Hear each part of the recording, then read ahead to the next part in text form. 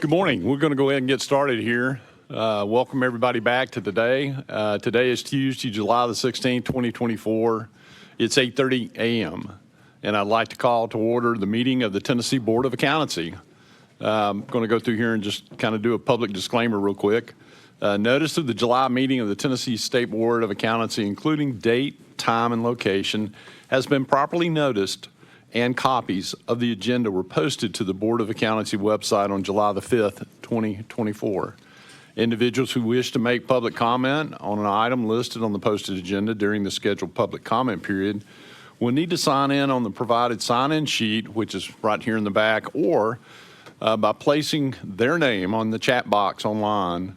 It's requested that comments be limited to 3 minutes out of respect for others. At this point, I'd like to ask Karen to do a roll call for us to ensure we have a quorum in the room. Sam Bennett. Here. Andy Bonner. Here. Janet Booker Davis. Here. Pam Church. Here. David Crenshaw. Here. Larry Elmore. Larry is present online. Brad Floyd. Here. Greg Gilbert. Here. John Griesbeck. Here. Kevin Monroe. All right, thank you, Karen. We want to welcome any visitors and members of the public. I don't see any right now, but we may have some come in. We talked about this yesterday, but we'll do it for the board meeting today, that we want to recognize David Crenshaw and Rob Vance for being appointed for another 3-year term by the board by Governor Lee. So congratulations. The other thing we'd like to do is remind all the board members here in the room that you remember only 4 microphones at a time can be on when we're speaking. And when you're finished, just push your button off so that way others who want to jump in and say something, they'll have the opportunity since we have the new system as we did yesterday. At this point, we'll go into the action items. We need to review and adopt the agenda. Do I have a motion to approve the agenda? So moved. A second? Second. Karen, if you'll do a vote. Sam Bennett. Aye. Andy Bonner. Aye. Janet Booker Davis. Aye. Pam Church. Aye. David Crenshaw. Aye. Larry Elmore.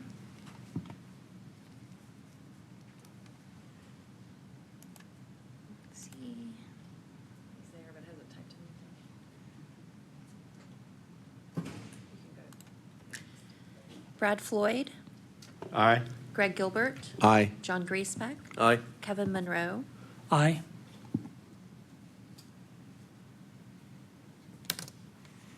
All right, thank you, Karen. Next on the agenda is the approval of the minutes. Do we have any changes to the minutes? I know everybody was giving those out in advance and had an opportunity to review them. Are there any notice changes or any comments on the minutes? All right, seeing none, can I have a motion to approve the minutes? So moved. And a second? Second. Karen? Sam Bennett. Aye. Andy Bonner. Aye. Janet Booker Davis. Aye. Pam Church. Aye. David Crenshaw. Aye. Larry Elmore. Larry votes aye. Brad Floyd. Aye. Greg Gilbert. Aye. John Griesbeck. Aye. Kevin Monroe. Aye. All right, thank you. Now we have the distinguished honor to ask our Executive Director, Wendy Garvin, to give her report. Wendy? Thank you, Mr. Chairman. 1 minute, please.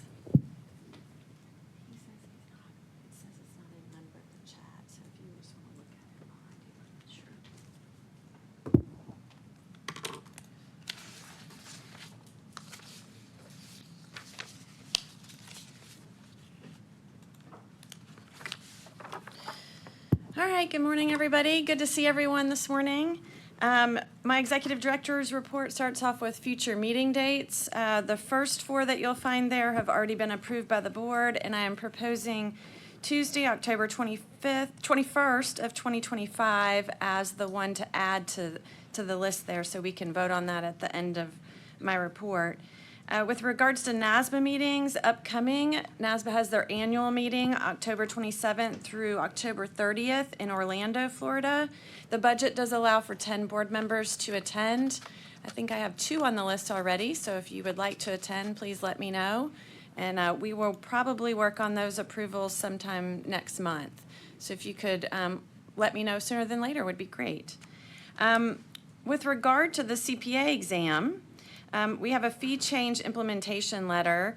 At a previous meeting, we were notified that those fees would change beginning in January of 2025, and this particular letter just outlines the specifics about what those changes will be with regards to cost. The total cost per exam section is moving to $262.64. That includes the various fees from AICPA, NASBA, and Prometric. And the detail of that is attached to my report. I believe that's about an $8 increase over what it currently is. International testing. CPA candidates in the Philippines can now register and take the exam in one of 3 Prometric testing centers located in the Philippines. So the individual still would be required to apply with a particular jurisdiction, meet the qualifications, and once approved, they are just able to take the test in that location rather than coming to the U.S. or another country that offers it. So some expansion there, and my understanding is that there's a lot of demand in the Philippines for the exam. So good news there. The Elijah Watt Sells Award on June 6th, the AICPA announced the winners of the 2023 Elijah Watt Sells Award. The award's given to CPA candidates who have obtained a cumulative average score above 95.5 across all 4 sections of the exam, passed all 4 sections on their first attempt, and completed testing in 2023. With 40 candidates met the criteria. It looks like I missed an amount there. I want to say there were over 80,000 individuals that sat for the exam. And 40 candidates met the criteria. We had 2 winners in Tennessee.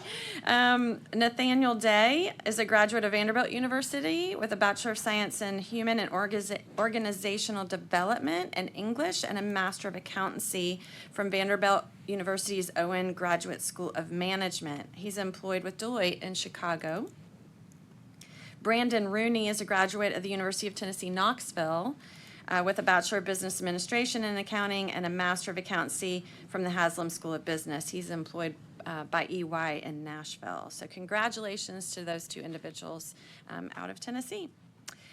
Outreach, the following outreach events occurred since the last meeting. June 11th at TSCPA Council meeting, Andy and I had the opportunity to update council on activities of the board and the regulatory community. So that was a great event to connect with individuals at the TSCPA. The CPE Audit Service, this is NASBA's complementary program to track CPE and store records, review compliance with CPE requirements, and submit records in the event that an individual is selected for a CPE audit. The team at NASBA is going to host 3 webinars, and this is an opportunity for any licensee to log in and get an overview of using the system and the opportunity to ask questions. And those are taking place July 29th, July 31st, and August 2nd. An email went out specifically related to that to encourage folks to sign up. We also will be including it in a newsletter that will go out before the end of the month so that folks can have an opportunity to do that. The event will not count towards CPE, but it's an opportunity to learn more about the platform and how you can use it. CPE audit. So we are in the middle or getting towards the end of the CPE audit. Notices were mailed May 6th to 590 licensees. That represents 10% of our licensees, which by board policy is what we do to conduct the audit. This is for the 2022-2023 renewal period.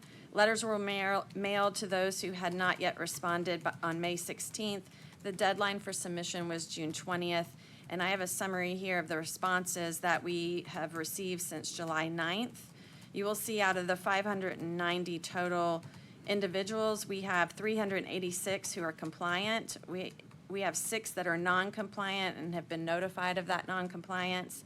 And then we have some other numbers there of individuals that were compliant either with penalty already taken, carryover already taken.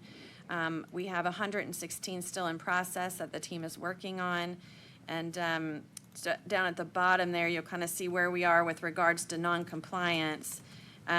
So far, we have a compliance rate of 98.4%, non-compliance rate 1.33%, response rate 95.88%. So we have 25 individuals who haven't responded yet. Those individuals receive a certified mail letter that went out the first week of July, and they'll have 30 days to answer that, or a complaint will be opened for those individuals. Historically, that's about the number we see for certified mail letters, and most of those people will eventually respond. So it's been a few years since we've opened a complaint just for non-response. So hopefully that all of those individuals will respond. The next item there is performance metrics on average days to license, our case and complaint performance, and how many we're able to resolve with 180 days of receipt, and then our online adoption rate for licensing applications. And then we go into new licenses issued. In the second quarter of 2024, we issued 144 individual licenses and 7 firm permits. For the year, we've issued 297 individual licenses and 26 firm permits. I'd say this is a little ahead of last year, which is good news. And I don't have information yet on new candidates to the exam for 2024, so the information at the bottom there is the same that you saw in the last report. And then the last page there is the overall licensing population. As of June 30, 2024, we had 12,056 active licensees, which is more than we had at the same time last year. So that's good news. Always a net increase there, maybe it looks like of a little 120 or so. Net increase in licensees, so that's good. We have 1,736 active firms. That continues to trickle downwards from a trend perspective. So that completes my executive director's report. If anybody has any questions, comments, discussion items? Wendy, Yes. did I mishear you when you said about the board members who are allowed to attend the annual meeting? I thought I heard 10, but you said Sorry, if I 5. said that was wrong. Well, yeah, It's that's- 5. yeah, It's just to co- 5. yeah, 5 okay, board yeah. members are budgeted to attend. Yes. I could have misheard. I did have one question, Wendy. When you were talking about the using the CPE audit service, I know from my side, I go on the NASBA website and I use that, and it seems very convenient for me. What happens on the backside when, for example, when mine is pulled to be audited? Does it make the audit easier? I would say I'd have to defer to Karen on that. Okay. Because Karen, Leanne, and the rest of the staff, I think it's mainly Karen and Leanne that will do the ones that are submitted via the audit service. So I'll certainly let her.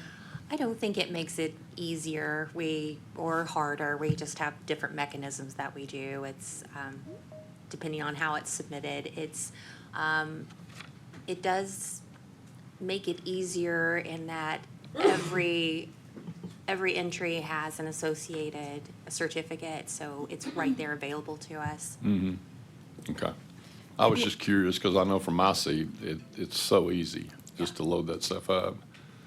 And as a reminder to folks, TSCPA feeds over their information, so you don't have to load certificates and that type of thing there. So we have, if you'll notice, I didn't mention this verbally, but on the CPE audit right now, about 14% of the auditees have submitted via the tool. And that's consistent with prior years. We've been somewhere between 13 to 17%. Okay. All right. Thank you. We do have one item from Wendy that's an action item. It's the proposed future meeting date of Tuesday, October the 21st through the 2025. Do I have a motion to accept that?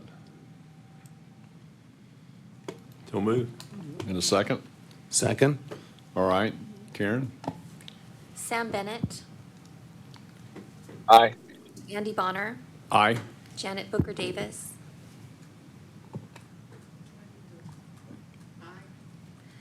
Aye. Pam Church, Aye. David Crenshaw, Aye. Larry Elmore, Larry votes aye. Brad Floyd, Aye. Greg Gilbert, Aye. John Griesbeck, Aye. Kevin Monroe. Aye. Okay, thank you.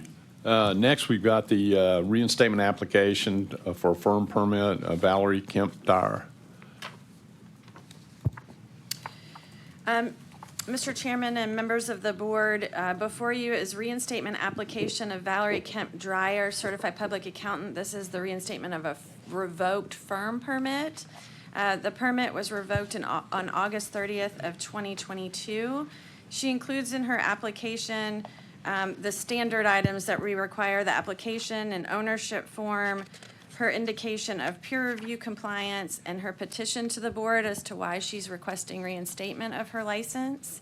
Her license was revoked in 2022 as a result of non-compliance with a consent order. So she was disciplined in 2022 for failure to comply with peer review requirements, and part of the order was for her to pay a fine and to show completion of an accepted peer review by a specific date in 2022. Hold on. By July 31st of 2022, she failed to meet that requirement after signing the consent order, and so her license was revoked. And again, this is a firm permit, not her individual license. And so the goal at this meeting is to review the application and to vote on whether you agree for presentation at the next meeting. And also, you can certainly ask her to attend to answer questions, either remotely or in person if you'd like.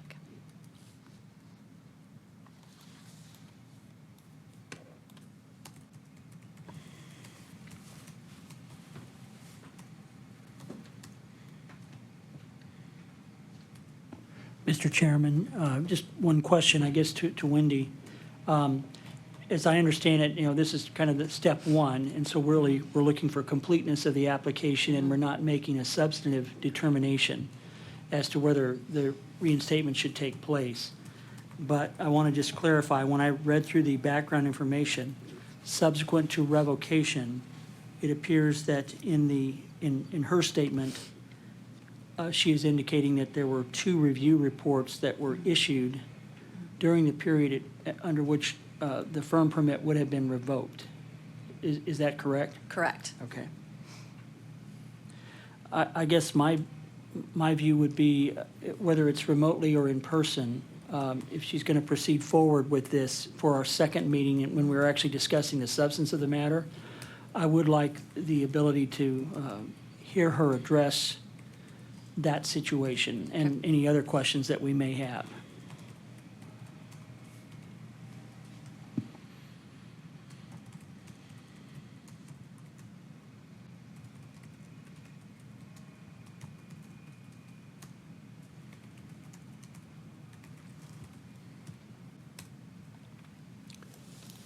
So she was going to enroll in peer review and complete that process? Am I reading that correctly?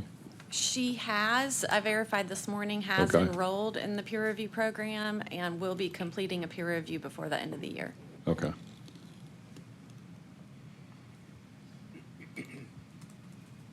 Any other comments or questions? I think it would be great for her to come before the board next time and answer some questions and ensure that she understands exactly what's expected. That would be in her favor.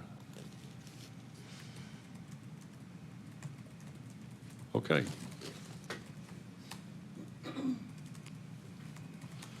We'll go on now to the board licensing reports and licensing Janet Booker Davis, Chairman. Mr. Chairman, I think it would be appropriate, we've always voted on that before. Okay, I'm sorry. Laura, would you agree to vote on acceptance of the application for presentation at the October meeting, with a request that she be present either in person or remotely to answer questions. Okay. So do I have a motion? So moved. A second? Second. Karen? Sam Bennett, Aye. Andy Bonner, Aye. Janet Booker Davis, Aye. Pam Church, David Crenshaw, Larry Elmore, Larry votes aye. Brad Floyd, Aye. Greg Gilbert, John Griesbeck, Aye. Kevin Monroe. All right, thank you. Now, Chairman Davis. We have one item on the licensing committee agenda today related to the Association of College and University Auditors, ACUA, to consider CP delivered during a time that this group's registration was lapsed. This group has been providing CPE for 33 years, and they've had a third-party manager administrating their administrative processes, and I guess they were having difficulty in transition to a new third-party company, and it was during this time that ACUA's status as a NASBA-approved CPE sponsor lapsed. There were courses that were awarded credit between July 1st, 2023 and June 14th, 2024. And a few of our licensees, I think Wendy noted 2 or 3 of our Tennessee licenses have contacted the board about acceptance of their courses during the period of time that their registration had lapsed. ACUA acknowledged their error, and they've been trying to get reinstated and have been reinstated. I think that reinstatement occurred on June 14, 2024. They were not exempt prior to that. There are some organizations that can be exempt, but they were not. But as I said, they have been reinstated as an approved sponsor as of June 14th. The board does have a rule that we can approve or disapprove credit for continuing education if we desire, and that rule is 0020-05-.04, paren 10, close paren. So our committee discussed this matter yesterday and were in agreement that we should approve the credits that these licensees want, because it seems like it would be unfair to penalize the licensees for something where they maybe took these courses in good faith but didn't realize about this lapse situation. So our committee voted to present to the full board today to approve these CPE credits that were earned by licensees during the period that ACUA had lapsed. And I'll present that as a motion. All right, I have a motion on the floor. Do I have a second? Or Second. is there any comments? All right, Karen? Sam Bennett, Aye. Andy Bonner, Aye. Janet Booker Davis, Aye. Pam Church, Aye. David Crenshaw, Aye. Larry Elmore, Larry votes aye. Brad Floyd, Aye. Greg Gilbert, Aye. John Griesbeck, Aye. Kevin Monroe. Aye. All right. Anything else, Chairman? No, I don't think we have anything else. All right, thank you very much. Okay. Laws and rules, Chairman Griesbeck. Thank you, Mr. Chairman. At our April 30 meeting, the board approved amendments to Chapter 0020-06 of the rules related to peer review program. Further, we authorize the staff to move forward with a rulemaking hearing related to this. Since then, during an internal review of the peer review rule changes that we had approved, the Department's General Counsel suggested several changes. The committee considered these changes yesterday. The changes related to 4 different sections under this rule, and I would term or deem the first 3 to be grammatical in nature and not of great significance. And I believe the comment yesterday was that if that's all it was, we probably wouldn't be coming back for any further approval of changes. And then the last section, 0020-06-.07, was a little more significant in terms of wording changes. There was no change to the substance of the previously approved amendments in April, but it was reworded throughout the paragraph 3 I didn't mention of that rule to make it clear as to what was needed from firms, what they had to be provided within 30 days to the board. So after a brief discussion, the committee approved these changes to our previous amendment and would like to recommend approval of the changes to Chapter 0020-06 of the peer review rules. And I'll make that as a motion. All right. We've got the motion. We don't need a second because of the committee. Any discussion amongst the members here, the board? Seeing none. Karen? Sam Bennett, Aye. Andy Bonner, Aye. Janet Booker Davis, Aye. Pam Church, David Crenshaw, Aye. Larry Elmore, Larry votes aye. Brad Floyd, Aye. Greg Gilbert, Aye. John Griesbeck, Aye. Kevin Monroe. Aye. All right. Enforcement, Mr. Monroe. Thank you, Mr. Chairman. So we have 2 items that the Enforcement Committee discussed in fair amounts of detail yesterday. The first is just a summary of the case and complaint report.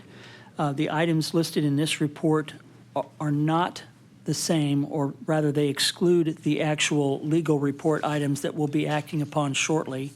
But it just is a summary of the total number of complaints that are outstanding and their relative age from the date received.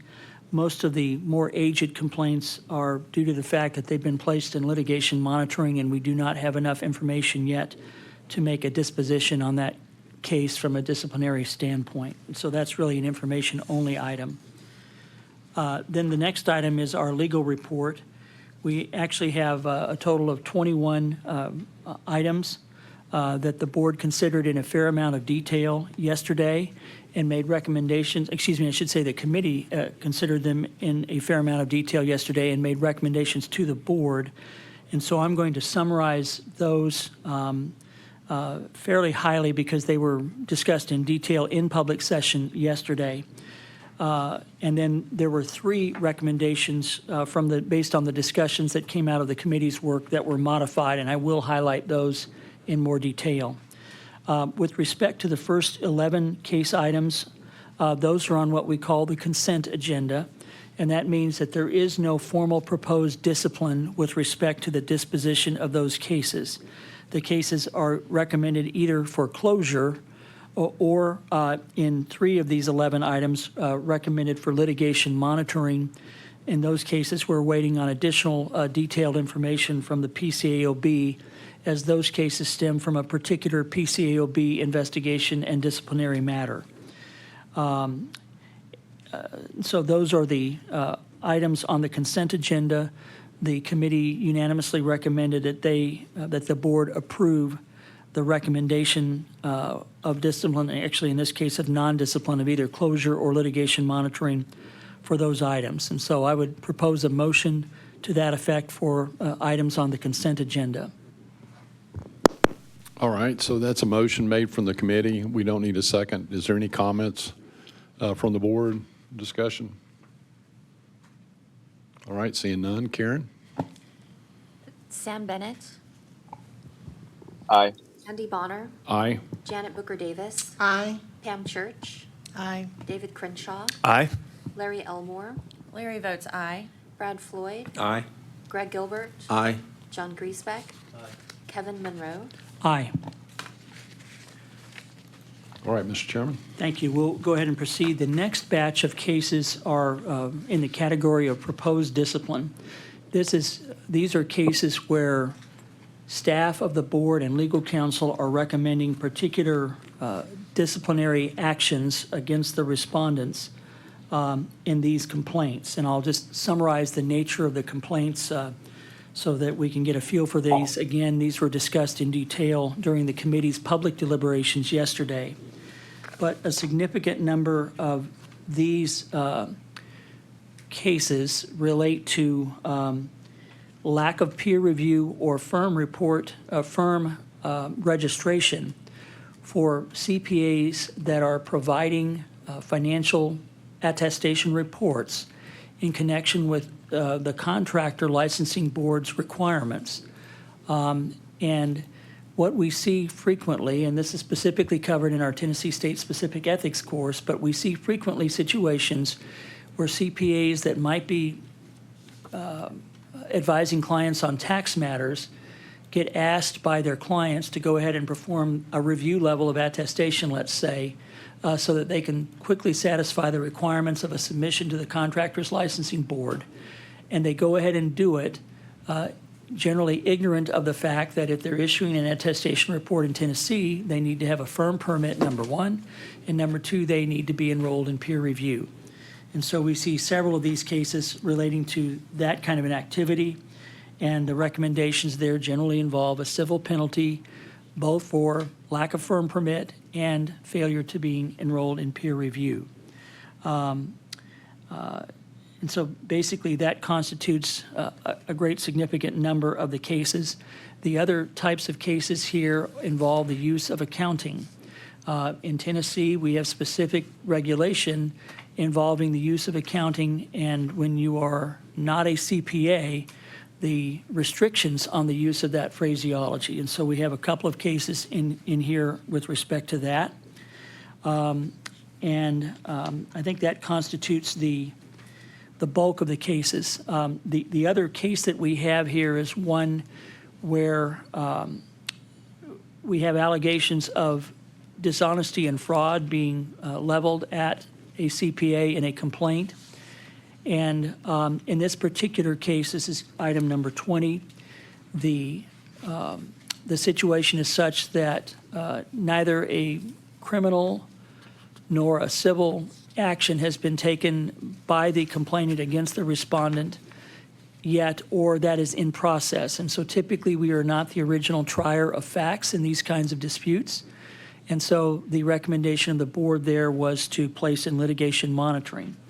And what I'm going to do is just highlight the three cases in this batch where we actually did modify the recommendations in committee for cases that would be number 17, 19, and 20.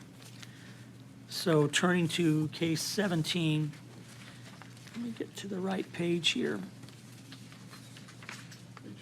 Thank you.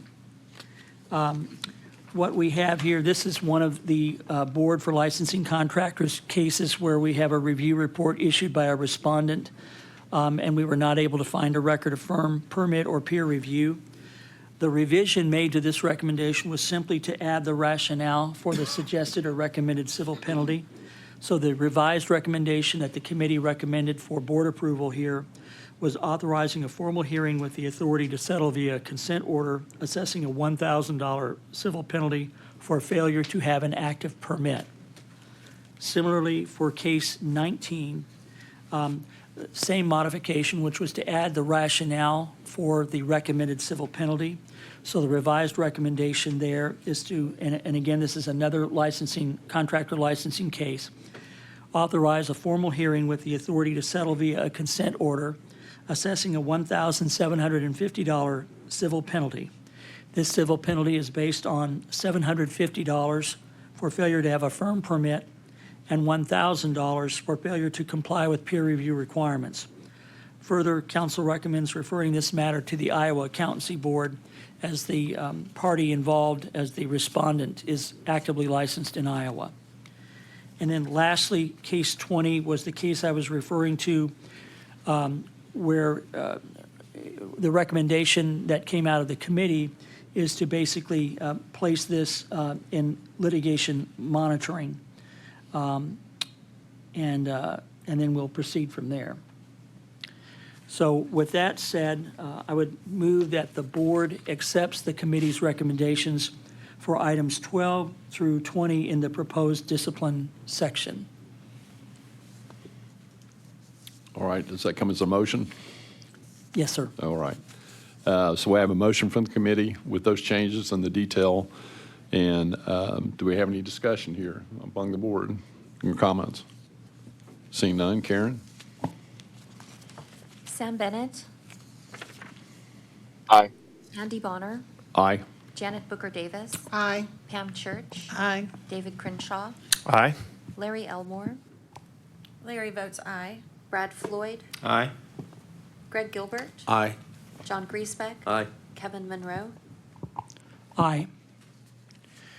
And then, Mr. Chairman, we have one final case. This is a representation of a case that was considered previously by the board and placed in monitoring status.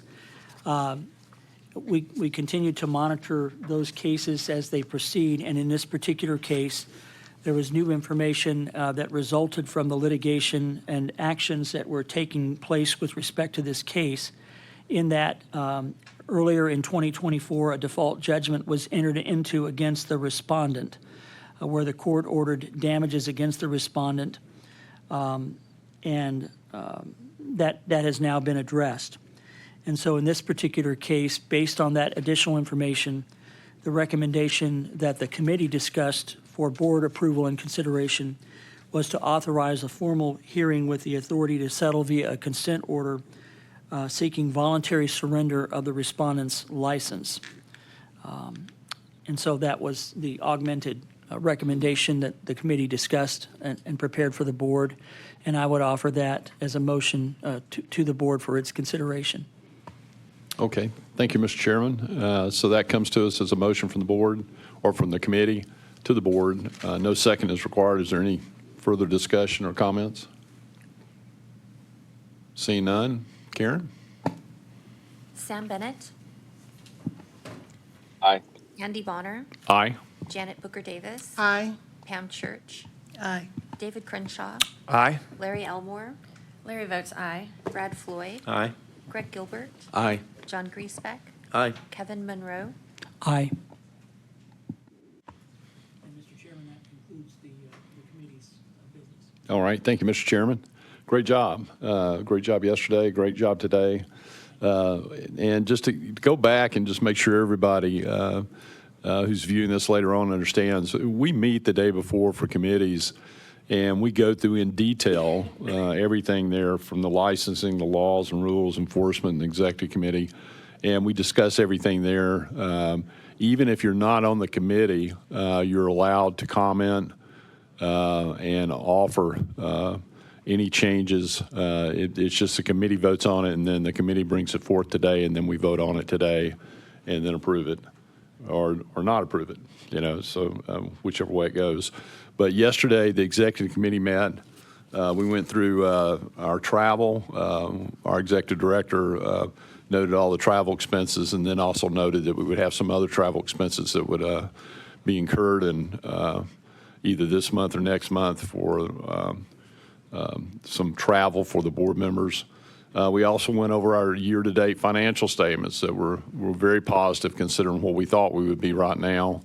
So right now we're in the black, and we've had a very good year, and there seems to be a lot of activity with people maybe coming back into the profession that had given up on their chance of becoming a CPA, and it's encouraging to see with all the opportunities that are out there right now that we've had some individuals who are getting back in, and a lot of urgency, it seems like, in sitting for the exam. Even as far as testing, the testings are up. People are going and getting their scores more, and that seems to be playing out in our revenue some too. So with that, we're excited about that and excited for the profession here in Tennessee for that. Any other comments from any other committee members from the executive committee? None? Okay. We've now come very quickly today. This may be the fastest 2 days I've ever been a part of. I hate that all these people up here really want to, sit here for another 4 hours, and we can, but it seems like that we're just kind of marching through this today. But it's our public comment period. I don't see that there's anybody come in that has signed in the back, and I had checked it before I sat down here. I would ask Karen, have we had anybody post online for any comments? No, sir, we haven't. Okay. We're going to do our, and I got out of order there. I apologize. I got so excited about the fact we got through all that. It's like, all right. No. We're to our NASBA updates. And so we actually sent several people to the regionals meetings, and I can only tell you that this is truly changing times in our profession, and things that I thought would never be talked about are being talked about from changing the way that the license is obtained as far as educational requirements. And so with that, I'm going to back up and just say, call upon people who were at that NASBA meeting and ask for their comments and what they saw and what they heard, and just give an update here to things going in on our profession.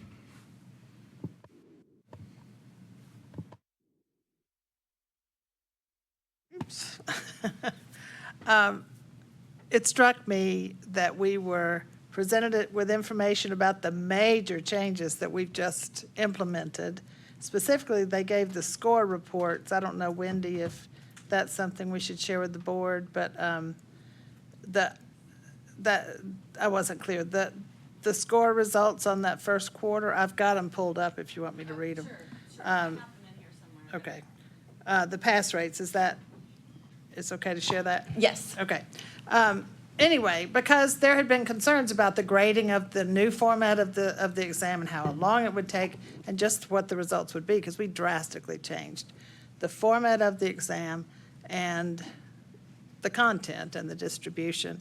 So just to finish that thought, we were finishing that and then launching into changes that people are seriously considering, because we feel like more changes are necessary. So I can talk about that too. But here are the results. Auditing, 45%, FAR, 42%, REG, 63%. BAR, which is business analysis, 43%. ISC, information security and compliance, 51%. And then the tax one was 82%, which I think surprised everyone. But they did emphasize that it had just been tax season. It was around the time of tax season. And also they think there'll be some shaking out. So probably people will flock to that exam thinking, whoa, it's easy, and realize, no, these were tax experts that took it, and then it'll settle down. So anyway, for better or worse, those are the results. But then the big emphasis was, where do we go from here? And as a professor, I see so many things converging. So the bottom line is, they keep talking about maybe we need to go to a competency-based process for becoming a CPA. And we have our three-legged stool of education exam experience, and there's thought as to each of those and how they should be structured. But competency-based puts a lot of emphasis on the exam. There's even talk about maybe we won't even require it, the education that we have now. I won't say maybe we won't require a college degree. I don't know that we've gone that far, although Some people think so. But anyway, competency-based, our society has embraced the idea that not everything has to be a 4-year college to be meaningful education. So with that idea, we know that the pipeline is seriously deficient. We need more people coming into our profession. And there is a huge endeavor, the National Pipeline Advisory Group, NPAG, I have a hard time saying that, that has been studying all this. So they talked about things like competency-based. They compared us to architects who actually said maybe you don't need a college degree. But a big consideration is we want more diversity and inclusivity. And so as we try to build the pipeline, we want to embrace that idea, and that includes diversity on all various facets, so that people who might be first-generation college, or maybe they need financial support to come into the profession. Firms are talking about this, and the profession itself, as far as testing. So they talked about, could we make the process shorter? Could we blur some lines so that you're sort of doing multiple ones at the same time, and just make it more accessible? So in this report, they talk about the idea of possibly I don't know if they go into detail, but we discussed last time the experiential learning in lieu of that 5th year of education. And then Wendy and I were in a joint committee of, I'm jumping ahead to committees, joint committee of the exam administration and executive directors. And they talked about, could we shorten the process of people getting their scores? Could we shorten the process of when they take the exam, maybe letting them take it earlier during their education process? So what else, Wendy? Just what can we do to open up this? Yeah, I think pipeline? those two items were kind of the highlight, I think, of. And we discussed those at length. Right, if you take an audit course, could you be allowed to take the audit section right after you finish that audit course, regardless of the rest of your education? Right. And then the concept of potentially advisory scores, where someone might be notified that they passed a part of the exam. Probably passed, but that was advisory, and there's a chance that could change. And that was in an effort to let them know, let's say, within a shorter period of time, what their outcome was likely to be, so they could plan on their future studies. I think from a regulatory standpoint, we just were concerned about that for a variety of reasons, but mainly, the concept of how unfair it would be to tell somebody that they likely passed and then to turn around and tell them, well, no, you didn't. And they had deferred perhaps the studying for the next part. Yeah. So, these are all things just being floated right now as options to address these specific areas that they're looking to make improvements to. And there is a blurring of academic and non-academic, so that big state schools are granting credit in some cases. We know granting credit for CPA review courses, but also perhaps for computer courses offered not by a 4-year or even 2-year accredited college, but by what we would have considered a non-academic group. And so, where does that fit? But now the idea of possibly, what's the program called where they're thinking take an undergraduate degree and then 2 years of experience in lieu of that 5th year? What is that known as? The SPP. Yeah, so that's pretty far along. And I think that's sort of a matter of just how we do it. Anyway, as a professor, I deal with all these, and we're trying to decide at my own school how will we fit with all these things. And I've said this before, but anytime you change the rules, there are major changes to schools and to students, because there are very personal implications for that student who may have made his or her career plans or education plans based on the old rules, and now they're being told that you don't need that. And then at schools, it takes a long time to shift the curriculum. And so I hope we can get through some of these deliberations and maybe find some stability in our process.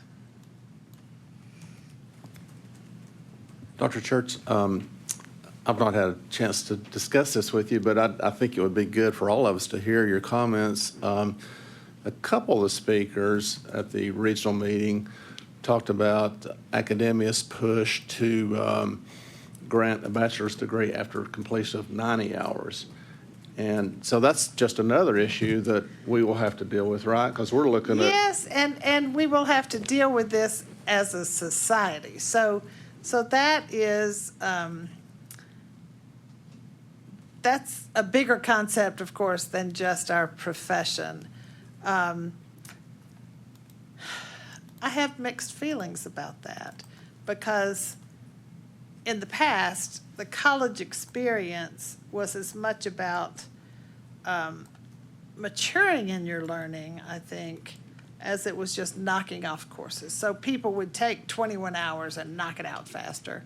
But I have said we did away with the one-to-one correspondence between sitting in a classroom and getting an hour on a transcript when we went to online learning, and of course experiential learning. And if I'm honest, I can tell you that liberal arts colleges, quite a few years ago, maybe 15, many of them went to a model where the students take 4 courses per semester. And so they may finish with 32 courses, but each course essentially counts 4 credits, even though they're meeting the same as a 3-hour course, which is sometimes 2.5 hours. So I say that to tell you that an hour is not an hour, and some schools already are letting students graduate, or they have very robust programs with 32 courses. And this idea is sort of the same thing, but condensing those courses into 3 years. I'm so sensitive to the fact that we need to open up education to all facets of our society. And, you know, I'm at Christian Brothers University, and quite a few of our students are they may be first generation in our country. We have quite a few Dreamers. We have first generation college, and we have quite a few on Pell Grants who probably wouldn't go to college without that. And so I see the sacrifices they're making as they go through this educational process. And if we can have a robust education in 3 years, I think it could work. But at some point you lose your baseline, right? So when you go from 4 years to 3, you're thinking, okay, but you gotta make each course really count, but then you lose that baseline of what 4 years used to be. And so we don't want to water down education. And that's what I worry about with the idea of not having that 5th year of education, but rather having it experiential. Experience is vital, but are they interchangeable? And I feel the same way about academic versus non-academic courses. They're both great, but are they the same? I don't know. And who's minding the store to make sure they are? Not so sure. What's your feeling about that? I'm going to let Kevin Monroe go first, and then I'll. Yeah, I thought you did a great job of kind of laying out the landscape of the conundrum, that we're faced what with. And it it doesn't is. just apply to accounting, but other professional degrees or credentials as well. And I don't know where we're going to land. And I think the thing that I would add, when I attended the Western Regional, there was a fair amount of discussion about substantial equivalency and mobility as it relates to licensure for individuals or firms in the United States. And there's some interesting kind of supposals out there on that. I think there is a concern that some states have already acted unilaterally, for example, such as Minnesota, to basically move to a 120-hour requirement versus a 150-hour requirement that's effectively ensconced in the existing UAA. And things have the potential to move so rapidly that it could undo basically several decades worth of work that the profession and the state societies and state boards have engaged upon to create a situation where there is substantial equivalency and mobility. One of the ideas that was broached at the Western Regional that I had not really thought about before relating to that was to say, well, we know that for the next several years, this is going to be a shakeout period. States are going to be acting on their own. We hope to have a rewrite of the UAA on this matter to allow, possibly more than one pathway, meaning not just the 150-hour and 1 year of experience pathway. And the proposal was extended, well, what happens then if we just say basically we're going to grant a safe harbor period for the next several years with respect to mobility, and say, until, let's say, 2029, we're not going to be putting substantial equivalency and mobility in jeopardy until this sorts out. I'm not sure how you implement that, but I thought it was an innovative approach, because I think we are going to have an unsettled period where you're going to have states such as Minnesota. It looks like California believes that they're well on their way to their own brand of dealing with it. Other states may also feel differently. And then we have the UAA rewrite that's going to have to try to codify that, and it'll be up to boards such as our board to figure out what we're going to latch on to. And what substantial equivalency will look like after all of that, I don't know. But it's going to be an interesting few years, I think, both for participants, for young professionals trying to enter the profession, for employers, for state societies, as well as for state boards such as ours that will have to decide how to deal with that when the rubber meets the road. I agree with a lot of stuff that's been said here. I'm very concerned about going below 120 hours. I'm very concerned about not recognizing the fact that we have to have a degree. With the MPAG came out with 3 suggestions. ELE we talked about, SPP we talked about, but this new evolution that's a pyramid shade of competencies that are certificate-based would indicate that you would not have to have an education the way it's being presented right now. And I truly believe that we're a long way off from that's not a concept right now. And I'm afraid we'd be throwing away the crucial elements of critical thinking and analysis. I agree. We are not just doing numbers, we're doing critical thinking and analysis. And that's where your college degree comes in, I think. I agree 100%. I think that would be a tragedy to the profession. But I also think that a lot of other people believe that too, based on the committees I've been on and the comments that were heard at the Eastern and Western. I actually attended the Western virtually. And so I got to see a lot of comments, and a lot of people got up and talked about that. In our Eastern breakout session, there were a lot of comments about the SPP, concern about who would sign off on it, who would be liable. But basically, there were 7 or 8 things that were discussed in that breakout session that were specific to the fact that we need to fix these.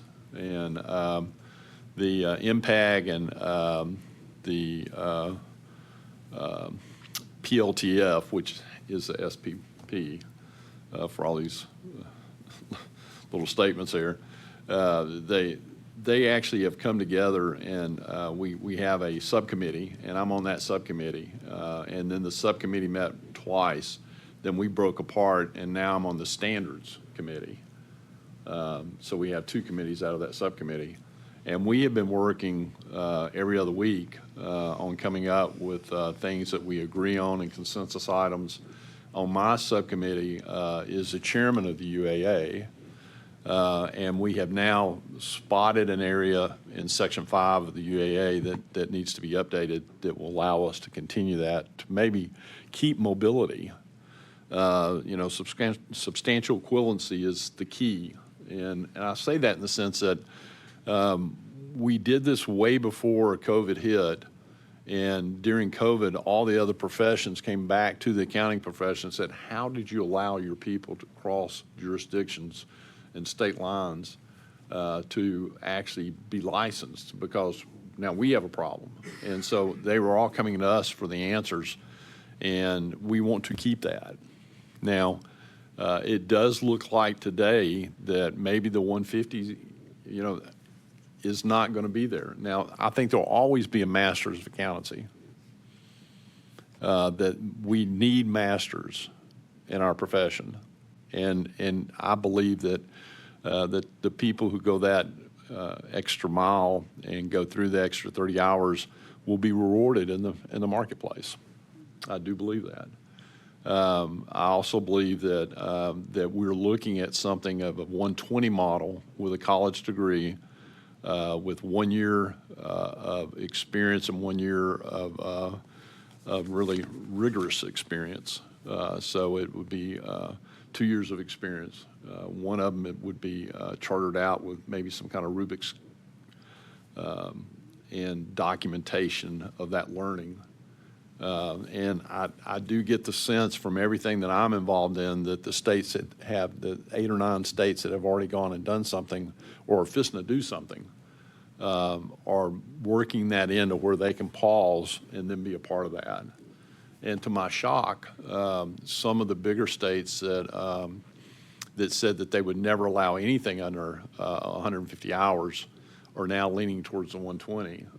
I know that Wendy sat in on the, I sat in also on California's discussion where they brought in AICPA, NASPA, and the board itself had a discussion about 150 and 120. And so I see them starting to make some progress on like, okay, we need to change this, because I think that the pressure is that we don't have enough people in the seats. And from a regulatory standpoint, are we protecting the public by not having enough people there? Because then we're getting people who are not licensed, who are not educated, and maybe taking advantage of the citizens in the state of Tennessee or any other jurisdiction or state.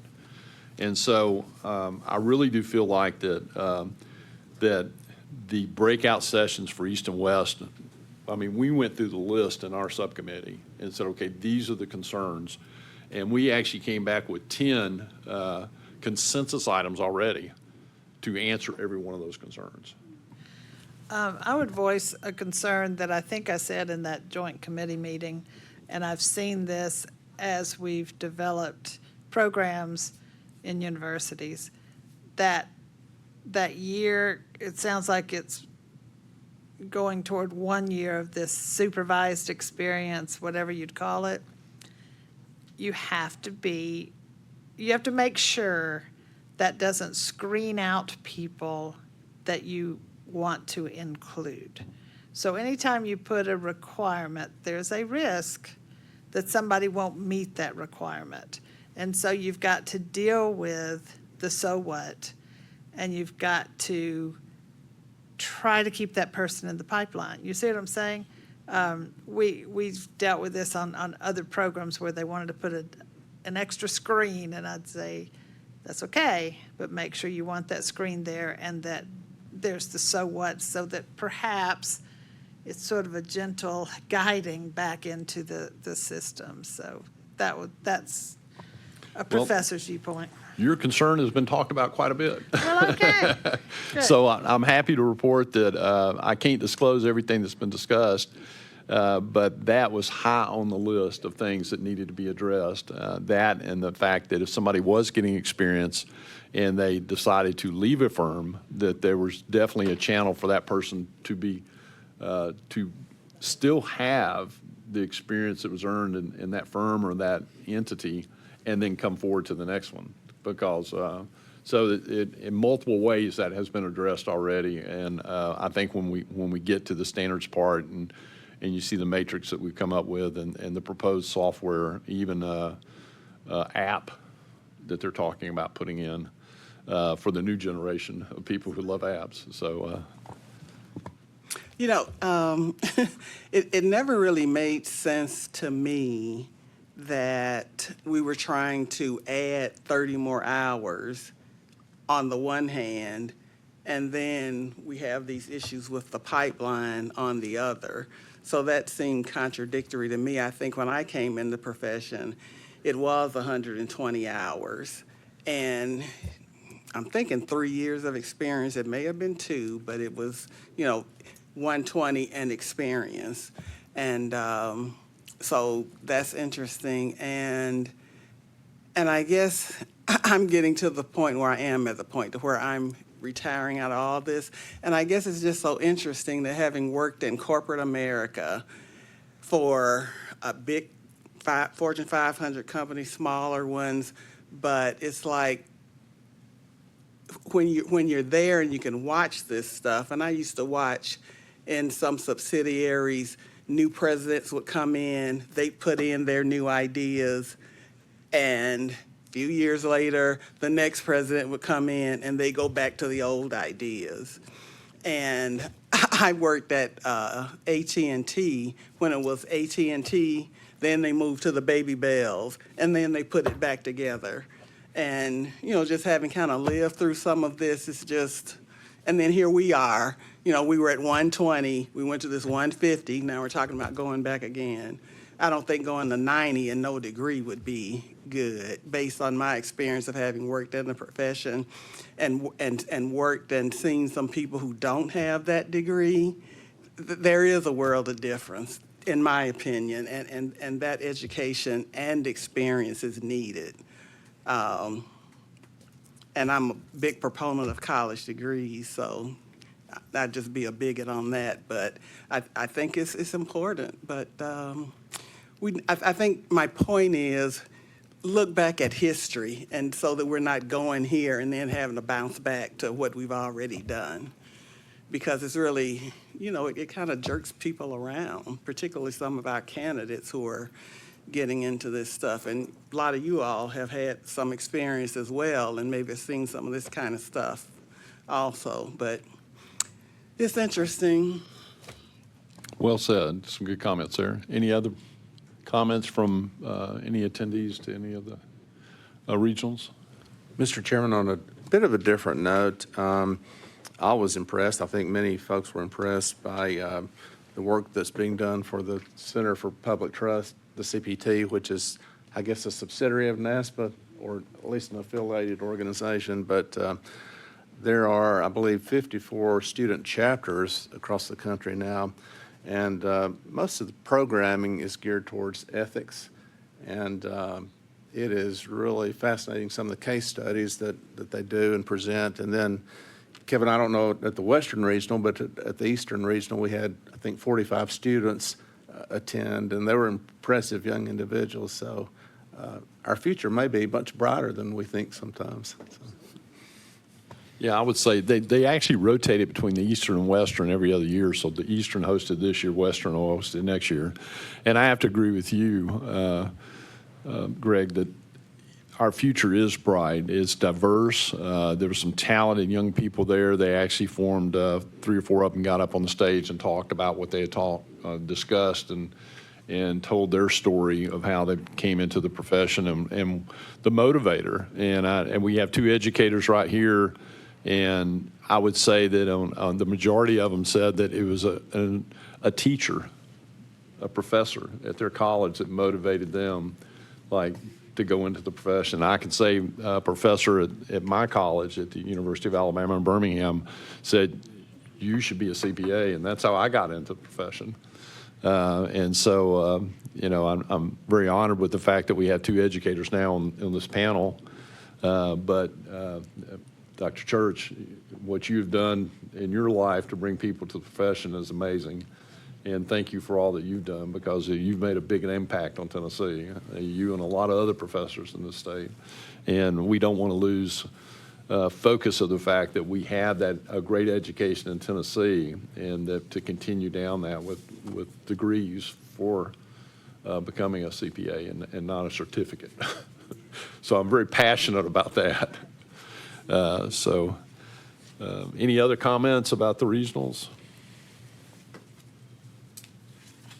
I would say the NASPA Board of Directors, I gave a report last time that we had met. We're actually meeting this week, so I'm sure there's a lot of things that are happening that are going to happen.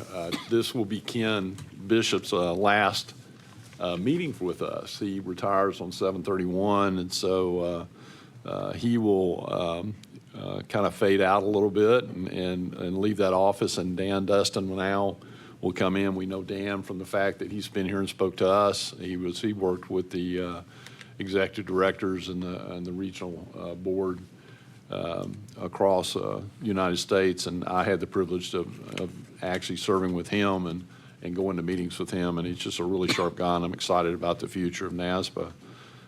Nikki Nealon was actually nominated as vice chair, and she will be coming in after Maria Caldwell, and Maria will be coming in as our next chair, and then Nikki. We've already talked about the 117th annual meeting in Orlando. I would say, you know, just with NASPA here and all the things happening with NASPA, NASPA is bringing another conference to Nashville in 2024. National Registry Summit. It'll be September the 17th through the 18th in Nashville. I think that's a fourth or fifth conference that they have brought this year. I mean, it's amazing the people that they brought to Nashville, and they really do a theme about Nashville and country music. And I know in this case they'll be staying over at the let's see what hotel it is, the Hutton Hotel in Nashville this time. And so they kind of moved that around a little bit too, so that's exciting. This is the National Registry. It'll be where they're going to reimagine CPE with AI, engagement, and innovation discovery. So you talk about technology changes, you talk about educational changes, and I think some of our CPE changes are fixing to happen. That's going to be extremely interesting. So that's kind of encouraging and fun to see. And so are there any other comments from any of the other committee members that we have here? I know that one of the things that we're very fortunate to have is a very active board and on committees. And so does anybody have any updates from any of the committee meetings that you may have had since our last meeting? Mr. Chairman, the Ethics Committee met, I think, last Wednesday, and I serve on that committee. Unfortunately, in this case, I was involved in a supportive role for a situation, so I couldn't change that scheduling, so I was unable to attend the meeting. But they did meet to discuss Peak's proposed interpretations of a couple provisions, one related to C-suite recruiting by CPA firms, particularly as it might relate to an attest client. And secondly, some tax provisions on marketing tax shelters and representation either before the IRS or representation of an attest client in a tax court hearing. So, and I have not seen a report yet from that committee meeting. Okay. Any others? I might mention the Communications Committee. Our main focus since our last board meeting was to plan and discuss breakfast meetings at the regional and western regional meetings, and I was at the Eastern meeting. And while the crowd was probably not as large as we had hoped for, I feel like those who were in attendance probably came away with a new updated appreciation anyway of what our communication staff, Tom and Cassandra primarily leading those efforts do. And so I thought that was good. And particularly talked about infographics, how they might be used, videos, how they might be used. You know, a lot of societies get help with newsletters and emails, blast and things. But these are some things that are sort of on the cutting edge, maybe in terms of more involvement as we go forward. So it was good to hear from those, and good to see that a lot of states participate, and some others could probably, take advantage of some more services that I believe are offered basically free to the state boards. And so hopefully we'll get more participation from other states. That's certainly a push.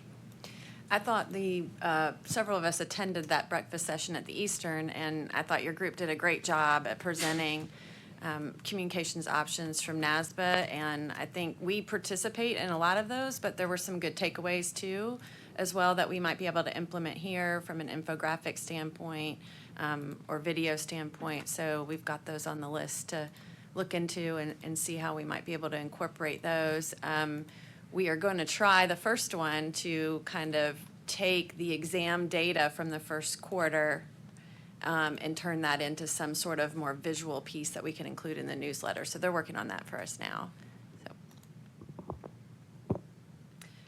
All right. Mr. Chairman, I will also just quickly let everybody know the couple of things that I participated in.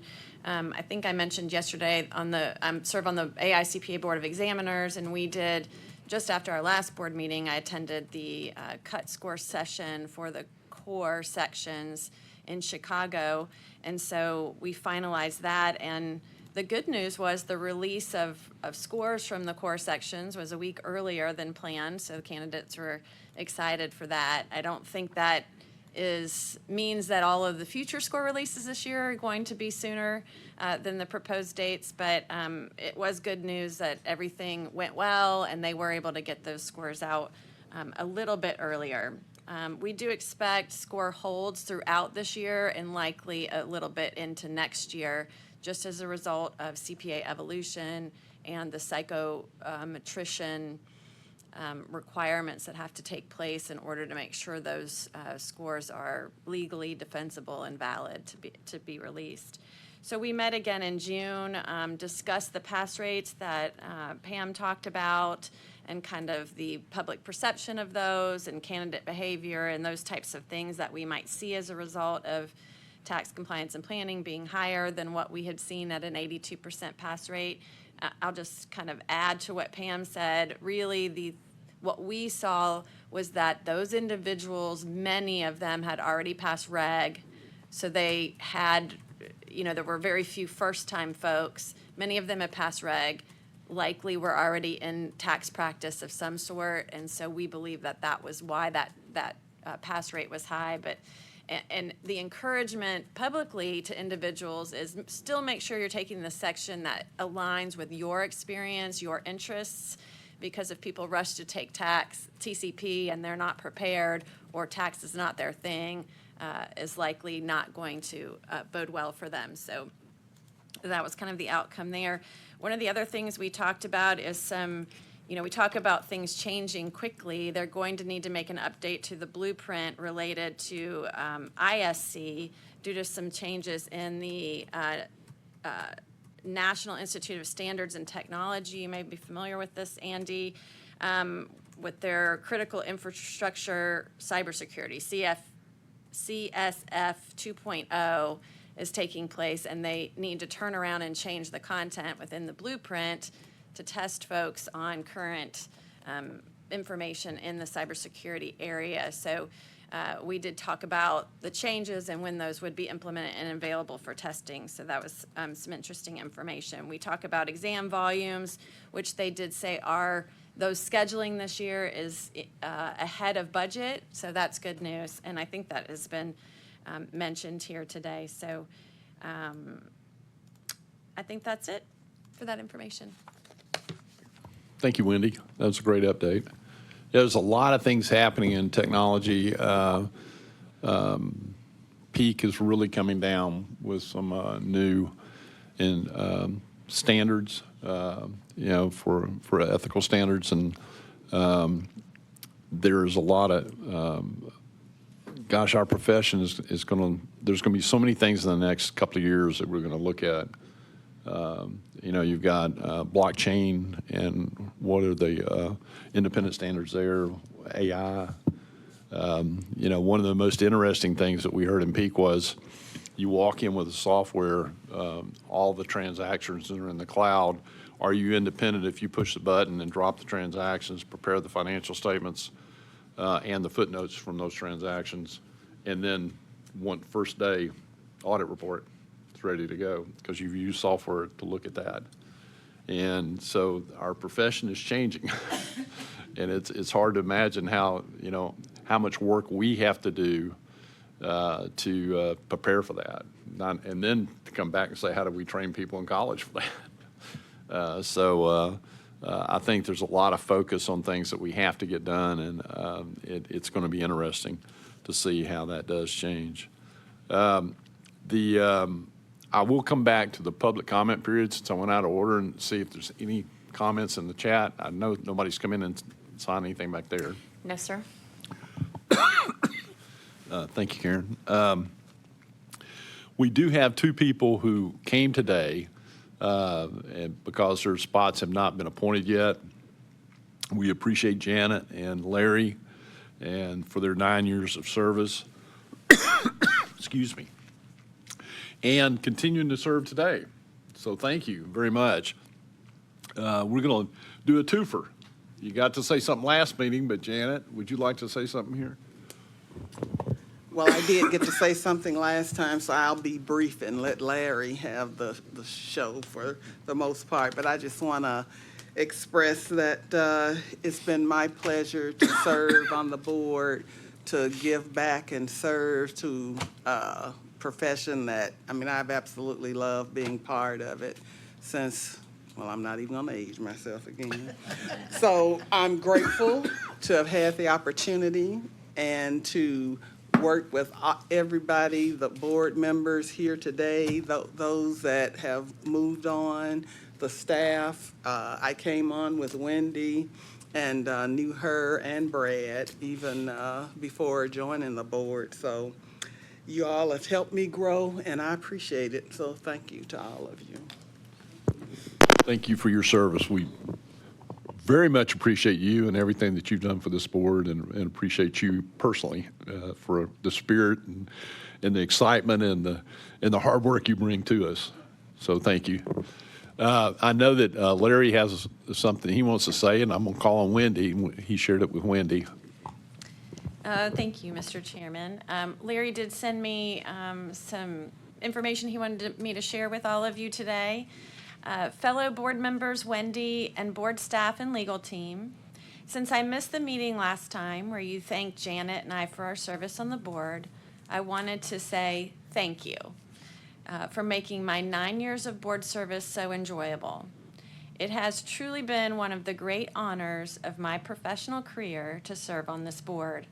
I enjoyed it all, the meetings, the social times, getting to know everyone at the NASBA regional and annual meetings where we are able to meet folks from other boards across the country and share experiences. I will miss you all.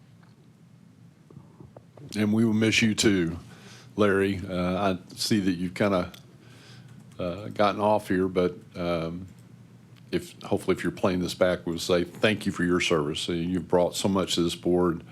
Your involvement, as well as Janet's in the profession, and involvement with NASBA, just in the way that we've learned from other boards across, the jurisdictions and states, and so we appreciate everything that you've done. With that, we're down to our last item, but it's old and new business. I have one more item Okay. before we do the next item. All right. I just wanted to bring to the board's attention and recognize Dr. Church for Rhodes College, and along with generous donors, have created a scholarship in the name of Dr. Pam Church. And it's a Master of Accountancy scholarship program at Rhodes for her You can tell us how many years of service there. But to have 32. have a named scholarship is quite an honor, and so I wanted to share that publicly with everyone. Thank you. And let me say, they named the inaugural award winner recently, and her name is Martina Jones, and she is a very worthy incoming member of our profession. She has just finished the Master of Science in Accounting there, and it's wonderful to have this young woman receive the award. Fantastic. Congratulations. That's quite an honor. Thank you for sharing that, Wendy. You're welcome. I wanted y'all to know also, Larry has been with us, so. Oh, okay. So he heard everything. So, thank you, Larry. He's waving. The next new business is election of officers. I am not running for chair. I am going to step down. We have so many talented people on this board. It's time for me to step down and move on and let some other deserving people become chair of this board, because it's quite an honor to serve. It would be quite an honor if others get to participate and serve as chair. And so with that, I'm going to withdraw my name from chair. With that, we're going to start the nominations, and we'll start with chair first. All the offices will start at the conclusion of this meeting today and then run through next year. And so with that, I would say, are there any nominations for chair of the Tennessee Board of Accountancy?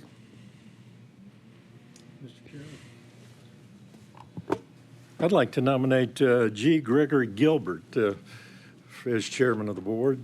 Greg, I believe, is entering his 6th year as a board member, has served admirably as a current secretary during the past year, and is very capable and very deserving of moving into the chair role. I know Greg has served as on numerous NASBA committees, AICPA committees, TSCPA committees. He served as chairman of the board of TSCPA, in addition to AICPA council and numerous other leadership positions, both in the profession, in his firm, in his community, including leadership in Knoxville and others. But the board would be well served to elect Greg as our next chairman.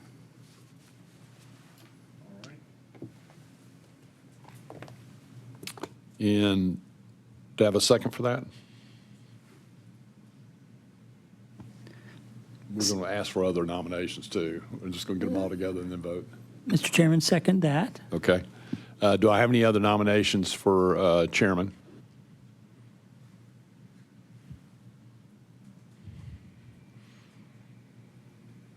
All right, seeing none. Welcome, Mr. Chairman.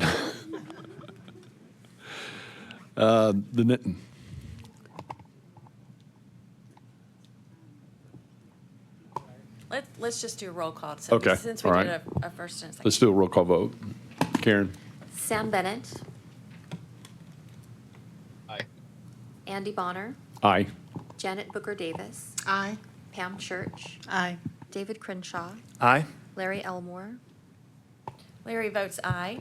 Brad Floyd, Aye. Greg Gilbert, Maybe I should abstain from perhaps you this. shouldn't, John Griesbeck, Aye. Kevin Monroe. Aye. All right. Officially, welcome, Mr. Chairman. The next one is Vice President or Vice Chair. Any nominations from the floor? I would like to make a nomination of John Griesbeck. John is in his 4th year with the board.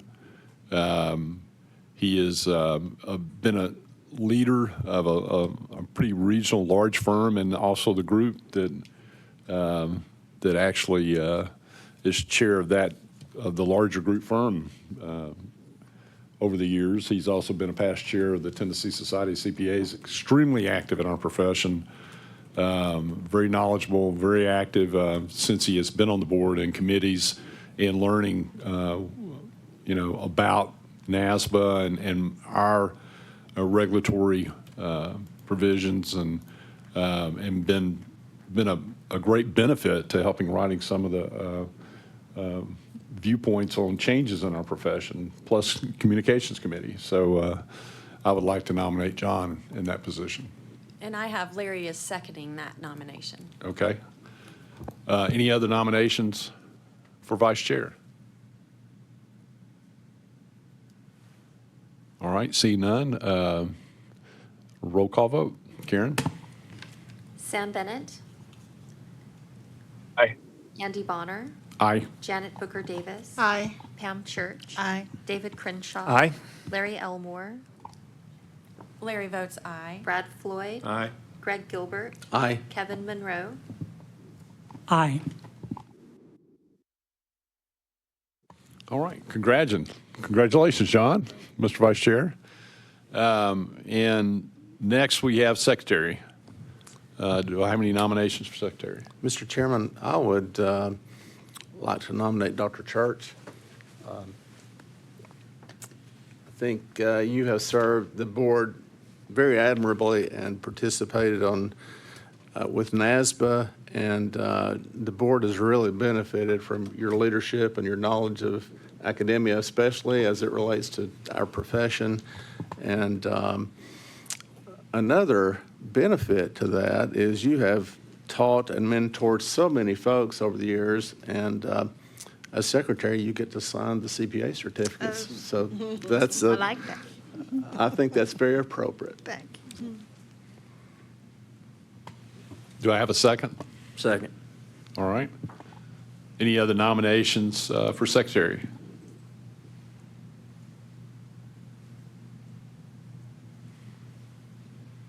All right, seeing none. Karen?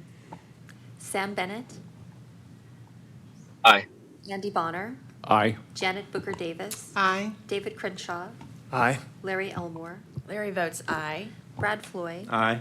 Greg Gilbert, Aye. John Griesbeck, Aye. Kevin Monroe. Aye. Well, with that, we definitely have made record time. It's not as quick as I thought we were going to, but thank you all for your participation and for your commitment to this board. Thanks to our staff, our attorneys, and we appreciate all that y'all do in pulling this together. And we just, we're very thankful for what we have here in Tennessee. We think we have one of the best staffs in the nation.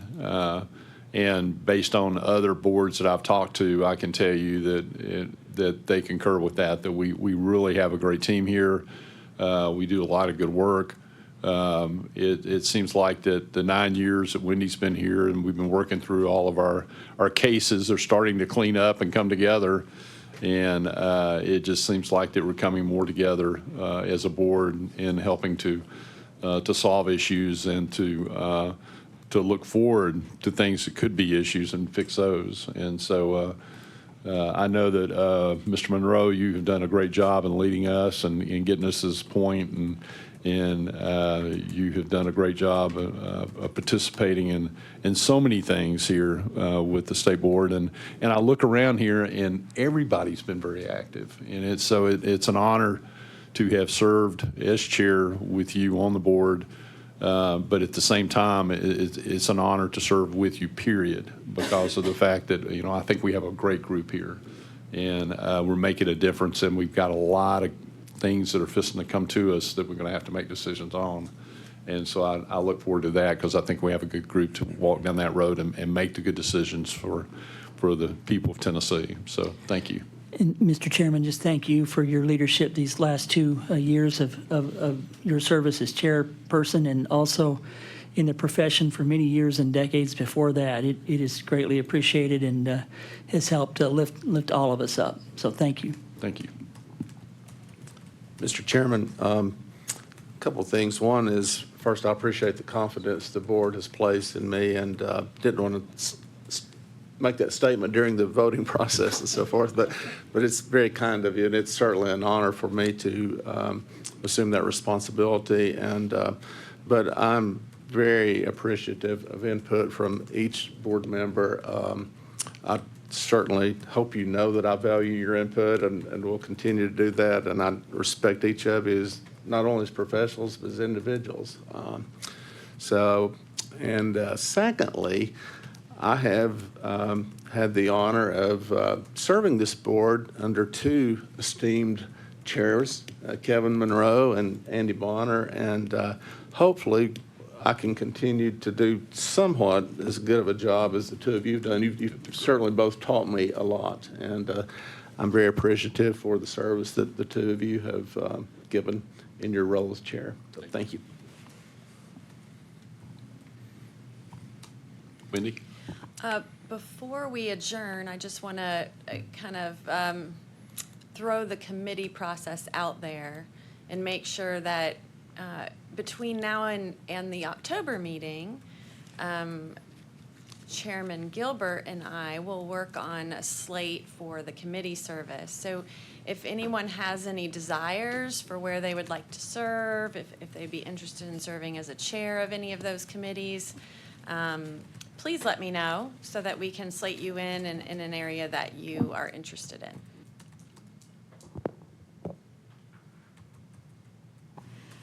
Okay, any other matters before us? Seeing none, do I have a motion to adjourn? So moved. And a second. Second. And with that, we make record time for since I've been here. So this concludes the July 16, 2024 Board of Directors meeting for Tennessee Board of Accountancy. Thank you.